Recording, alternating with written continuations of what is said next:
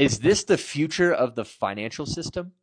See, you hear a lot of people talking about this particular crypto, number 4 on the top 100 list, XRP. Now, I own XRP.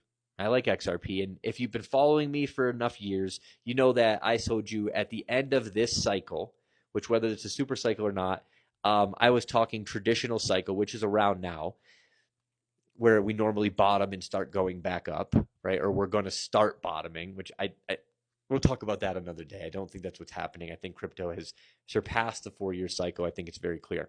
Um, but I told you guys, based on the cycle, I would start buying a lot more XRP and XDC and HBAR and all these different ISO tokens, right? We've heard of that maybe. If you haven't, go look it up. It's interesting. I'd be buying a lot more of those into the next rally into 2030 and 2035. So I have been, and I really am starting to see the vision with XRP. And I think it's going to be a multi-trillion-dollar asset class, especially with the build out of XRPL, the fact that they own everything they need. They're not, hey, partner with us so we can survive. They're like, hey, we're about to buy you, bitch. Like that's what XRP's been doing.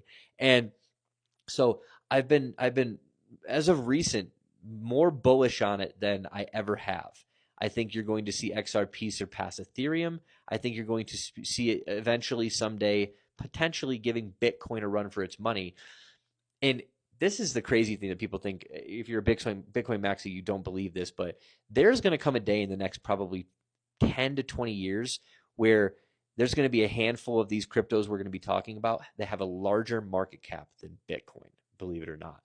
That will happen in the future. Which ones? Well, that's why I buy a bunch of them, because if one of them is, you're going to make a lot of fucking money.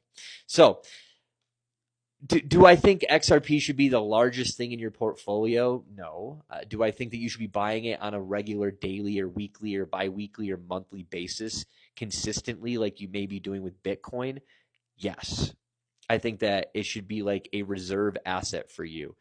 It should be like because you think about it, you're buying the potentially the payment rails for a massive chunk of the world's economy. Like that could happen, right? Now I want to be clear, I'm not fully only XRP. I think that a lot of people think it's going to be one, and maybe over the next 50 and 100 years it will be one that will take the reins, right? Maybe it's sooner than that, but in the next 10 and 20 years I think you're going to see a lot more competitors to XRP.